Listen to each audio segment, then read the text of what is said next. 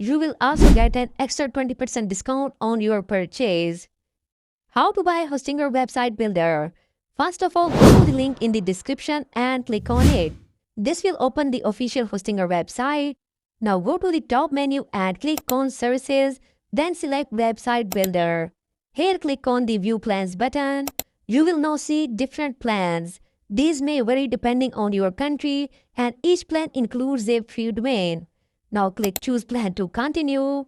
At the top you will see the duration option. I highly recommended selecting 48 months to get the maximum discount. But if you have a low budget, at least go for 12 months. Now scroll down to the free domain section. Search for your unique domain name here. If it's available, you will see that it's free for 1 year.